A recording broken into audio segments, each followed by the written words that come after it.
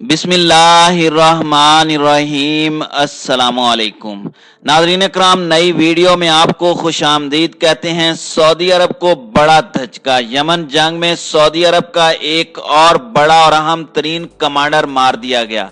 क्या सऊदी अरब की जानिब से पाकिस्तान के साबिक आर्मी चीफ जनरल राहील शरीफ को यमन जंग में नाकामी का जिम्मेदार ठहराया जा रहा है?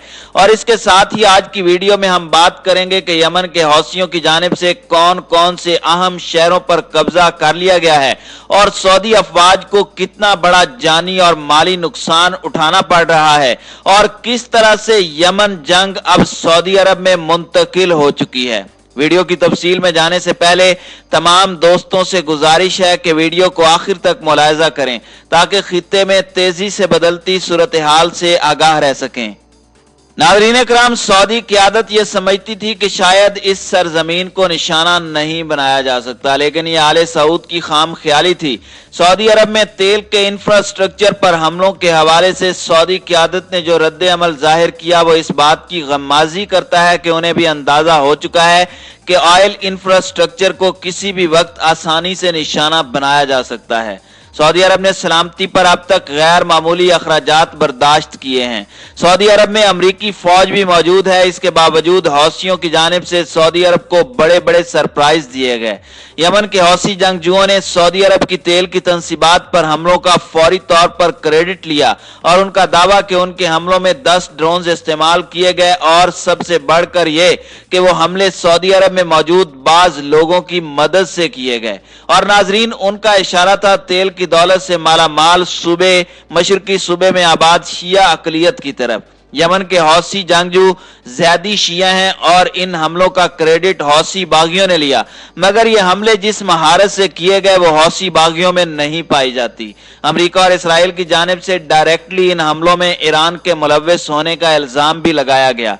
हालिया दिनों में यमन के हौसियों ने सऊदी अरब की ईंट से ईंट बजा कर रख दी है। पाकिस्तान के साबिक आर्मी चीफ जनरल राहील शरीफ, जो कि इस वक्त सऊदी इत्तेहाद के कमांडर हैं, जिनको सऊदी अरब ने उनके तजर्बे दहशतगर्दी की कमर तोड़ने की स्ट्रेटजी की वजह से सऊदी अरब में अरब इत्तेहादी अफवाज का कमांडर बनाया था, अब सऊदी अरब को यह खदशा पैदा हो गया है कि शायद जनरल राहील शरीफ की जानिब से जानबूझकर यमन जंग की वो सलाहियतें नहीं आजमाई जा रही जो आजमाई जाने चाहिए थी। इस वक्त सऊदी अरब को बड़ा धचका उस वक्त लगा कि जब सऊदी अरब के एक बड़े अहम कमांडर के मारे जाने की खबरें सामने आई।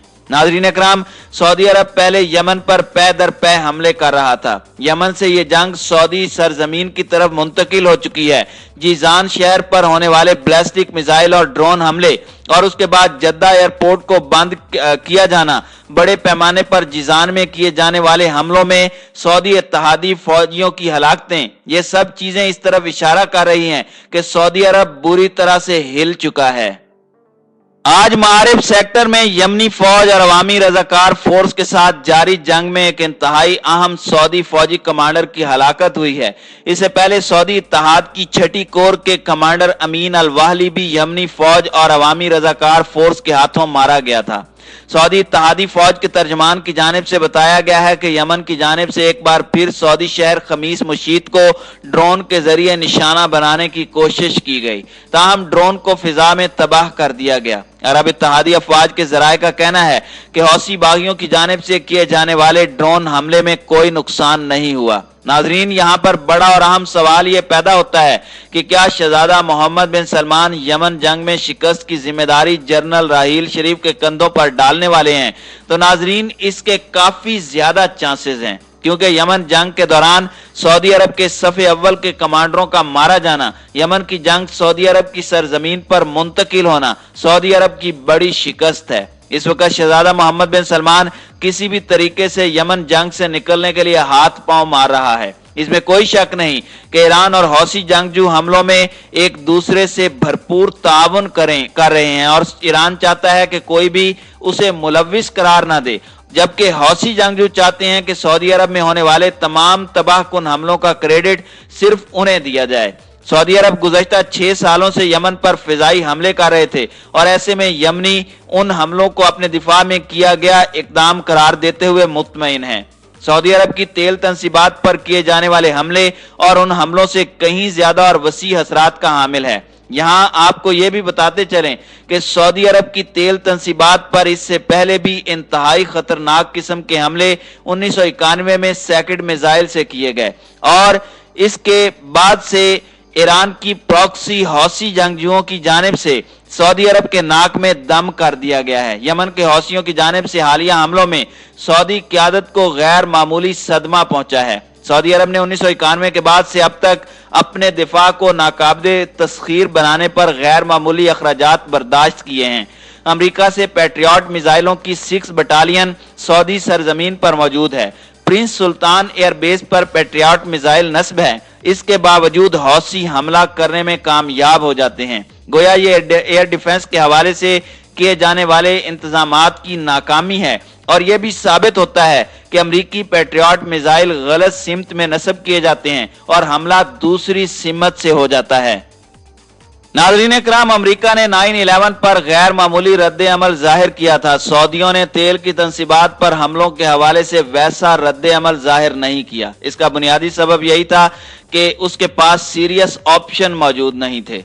सऊदी क़यादत चाहती है कि उसकी जंग अमेरिका लड़े। CIA के साबिक सरबराह और अमेरिका के वजीर दिफा का कहना था कि सऊदी आखिरी अमेरिकी के खत्म होने तक ईरान से लड़ना चाहते हैं। यमन में सऊदी अरब की जंग अब तक एक डरावना ख्वाब साबित हुई है। सऊदी वली अहद मोहम्मद बिन सलमान ने खुद को हकीकी कौम परस्त लीडर के तौर पर पेश करने के मामले में ताकत का बेबहा इस्तेमाल किया है और हौसी बागियों के खिलाफ की जाने वाली फिजाई कार्रवाइयों में यमन का गैर मामूली नुकसान भी हुआ है और खुद सऊदी अरब भी एक ऐसी दलदल में फंस चुका है जिससे निकलना अब उसके बस में नहीं रहा। अब कोई और मुल्क ही है जो उसकी मदद करके उसे वहां से निकाले। यमन में अब 2 वाज़े गिरोह उभर चुके हैं। हौसियों के मुकाबिल उभरने वाले गिरोह ने जनूब में अदन का कंट्रोल संभाल लिया है और यह गिरोह अलहदगी पसंद है। सऊदी अरब के इत्तेहादी मुत्तहिदा अरब अमारात ने इस जंग में अमली किरदार अदा करना तर्क कर दिया है और हालिया दिनों में सऊदी अरब पर होने वाले हमलों में सऊदी वली अहद शहजादा मोहम्मद बिन सलमान की साख भी दांव पर लगा दी है। नाज़रीन किराम, ये बात खुलकर सामने आ गई है कि वो ईरान और उसके यमनी हलीफ हौसियों से मुल्क को बचाने में कामयाब नहीं हो सके। दुनिया में तीसरा बड़ा दिफाई बजट सऊदी अरब का है। ऐसे में ये बात बहुत हैरत अंगेज और शर्मनाक है कि वो गरीब पड़ोसी मुल्क की मलेशिया से अपनी तेल की तंसीबात को महफूज न रख सका। जैसे जैसे यमन के हौसियों की जानिब से हमले किए जा रहे हैं, इससे उनके हौसले मजीद बुलंद हो रहे हैं और अब हौसियों की जानिब से इस जंग को यमन की बजाय सऊदी अरब में लड़ने के लिए तैयारियां मुकम्मल कर ली गई हैं। मोहम्मद बिन सलमान के पास सिर्फ एक ही ऑप्शन है कि वो अपनी शिकस्त को तस्लीम करते हुए पसपाई इख्तियार करे ताकि सऊदी अरब को मजीद रुसवाई से बचाया जा सके। दूसरी जानिब ये चांसेस भी मौजूद हैं कि पाकिस्तान के साबिक आर्मी चीफ जनरल राहील शरीफ, जो इस वक्त सऊदी इत्तेहाद के कमांडर हैं, यमन जंग की शिकस्त के बाद उन्हें पाकिस्तान भेजा जा सकता है। इसमें कोई शक नहीं कि जनरल राहील शरीफ एक इंतहाई मंजे हुए पाकिस्तानी फौज के कमांडर हैं जिन्होंने पाकिस्तान में ऑपरेशन ज़रबे अज़ब शुरू करके 20 साल पुरानी दहशतगर्दी की कमर तोड़ कर रख दी थी। यमन के मामले में उन्होंने वो एक्शन नहीं लिया। इसकी वजह सिर्फ और सिर्फ ये थी कि यमन जंग में सऊदी अरब जारहियत का मुर्तकिब हो रहा था और शायद जनरल राहील शरीफ के मशवरे से ही पाकिस्तान की तरफ से अपनी फौज को यमन जंग में नहीं धकेला गया, क्योंकि पाकिस्तान के इंतहाई ज़ीरक जर्नैल ने इस जंग के शुरू होने से पहले ही अंदाजा लगा दिया था कि इस जंग में सिवाय तबाही और नाकामी के कुछ नहीं मिलेगा, जिसका जिक्र उन्होंने जंग के आगाज में सऊदी वली अहद के गोश गुजार भी किया था। लेकिन ताकत के नशे में चूर, घुमंडी और खुद सर सऊदी वली अहद शहजादा मोहम्मद बिन सलमान ने अपने मुल्क के तमाम तर वसाइल जंग की आग में झोंक दिए और आज 6 साल गुजरने के बाद जंग बंदी के लिए यूरोप और अमेरिका से मिन्नतें कर रहा है और यमनियों की जानिब से किए जाने वाले हमलों को पूरी दुनिया के सामने पेश करके मजलूम बनने का नाटक कर रहा है।